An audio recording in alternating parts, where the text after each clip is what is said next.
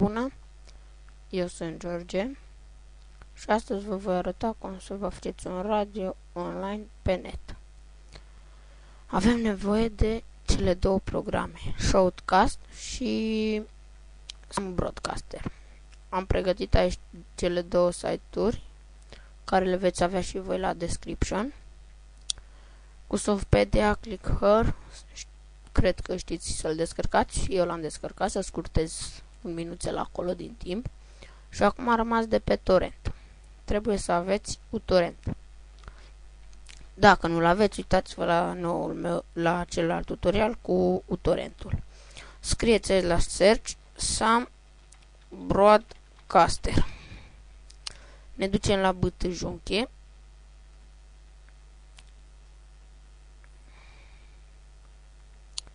Sam Broadcaster. Nu știu, așa, dăm pe a doua cu Cracket plus reg, ok. Intrăm în download de new torrent, îl deschidem și îl descărcăm. Așteptăm să se descarce. Am mai scurtat din timp. Și în acest folder trebuie să găsim toate cele trei acestea.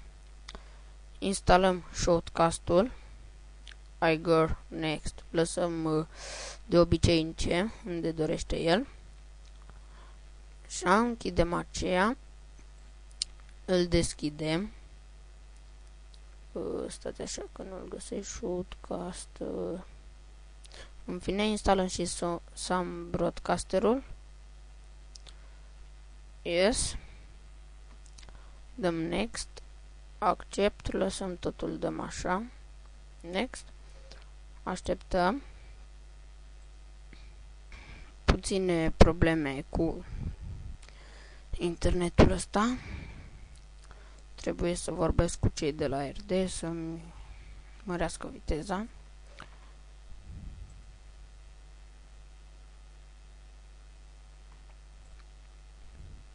Și într-un final s-a făcut. Eu l-am dat pe pauză deoarece să scurteze în timp, că altfel ar fi durat mult.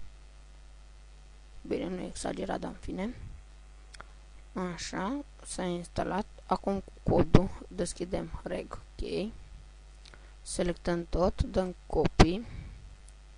Ne ducem pe prima, dăm paste, s-a băgat automat tot. Next, visit the before.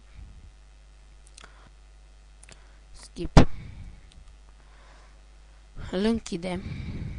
Intrăm în Shoutcast. Dăm edit log, ăsta edit config, mă scuzați, dăm ctrlf și scriem password. Up fiind next.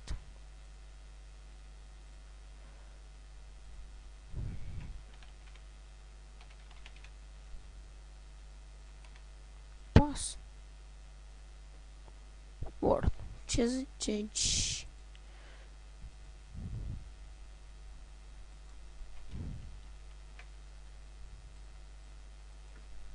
Password.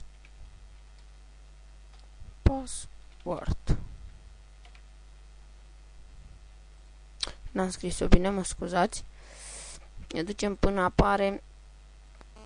Mi se pare că am trecut o luăm de la început. Bine că dacă nu de... Așa, aici la password change name eu voi pune parola eu. Salvăm. Kill server. Yes. Îl deschidem din nou. Dăm hide monitor. Deschidem Sam Broadcaster-ul. Aici să vă prezint interfața după. Și dăm pe